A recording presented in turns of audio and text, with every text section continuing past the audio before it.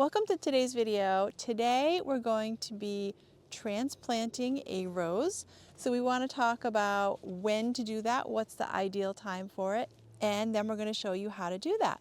So I'm here with a climbing rose, as you can see, and I have been dying to relocate it.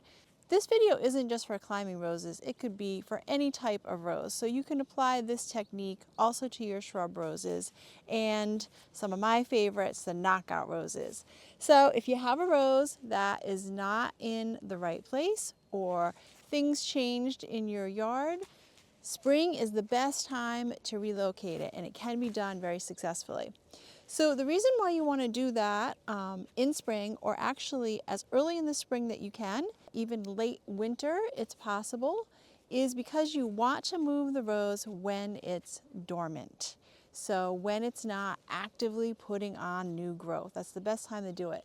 But also as we head into spring, it's rainy season, so we're going to get a little more rain, and it's really ideal if the roots are already moist, and then once you relocate it, they're continuing to be watered. So this will help me out because I won't have to be out there watering it every day, because it's pretty likely we'll get a lot of rain in the springtime. So this rose here, like I said, is a climbing rose, and this is Polka. Beautiful peach full rose, pretty fragrant.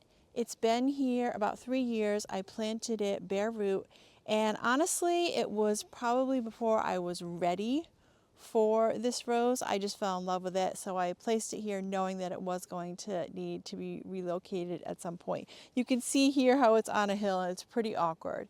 So I either want to put it somewhere where I'm going to have a fence or a trellis, or even I could have it draping down a stone wall. And if you've seen my videos, you all know about my boulder walls and how I have plenty of those. So Polka gets to be about 9 to 10 feet tall and about 6 feet wide when mature. It does need a little bit of maintenance, and I'm going to briefly tell you about that today, but there'll be more in the future to come on pruning climbing roses. And it is appropriate for zones 5 to 10, and I'm here in Connecticut in zone 6B. And I'm going to throw up a really pretty picture of the flower because it's gorgeous. Okay, so let's get down to it and let's talk about the how. So I'm going to walk you through this with me, and we're going to break it down into steps. First things first, and what you want to do is you want to have your rose gloves on, and you want some sterilized, clean pruners because you can transfer diseases to roses. When I'm moving things, I don't like to do a lot of pruning, and that's because I don't really want to shock it too much. So what I will do is I will just take off the dead, damaged, and disease. And if you've seen my videos, you've heard me talk about the 3 Ds when you're pruning. So that's probably the most important thing. I'm not going to do a whole lot more in the way of pruning. So remember, just quick tip here, you want to take your sterilized pruners and you want to cut down to some healthy growth, and you want to do that on a 45-degree angle. And again, we'll talk more about that in the future.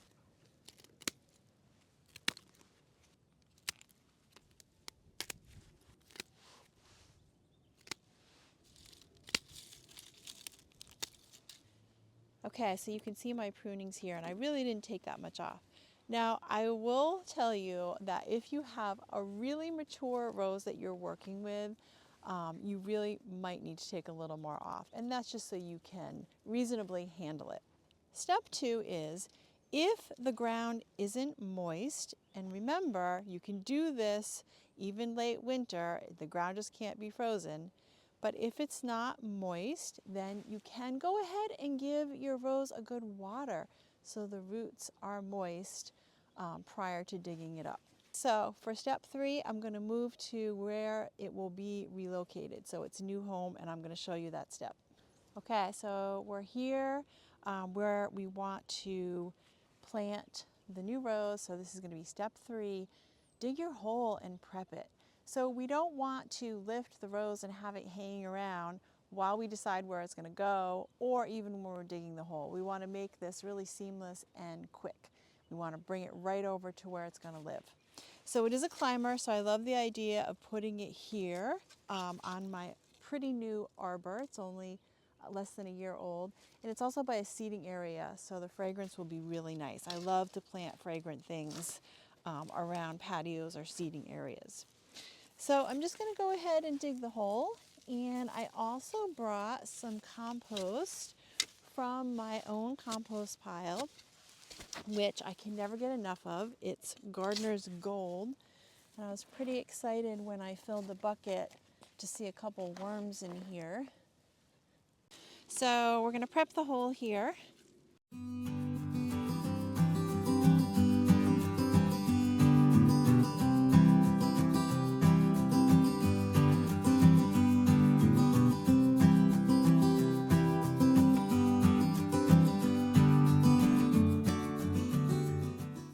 Okay, so step 4, we're back over at the rows and we're going to be digging it up. So from the base, you should be at least, at a minimum, 8 to 10 feet out where you start digging. So we want to make sure that we can get as much of the root system as possible and even a little bit of the soil if we can.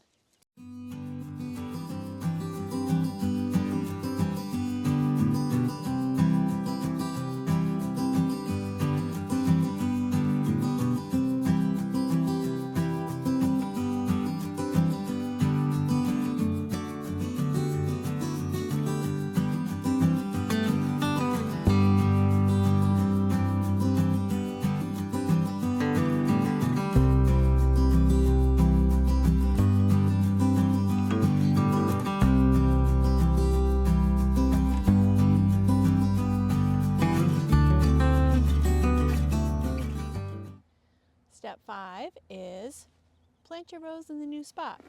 So I'm going to put some of the compost in the bottom, and it's pretty nice soil, and I did bring some of the soil over with the rows, so that's ideal if you can. And then we're just going to gently place it in its new home. And I'm going to mix up some of the soil with my compost. Make sure that there aren't any air pockets here.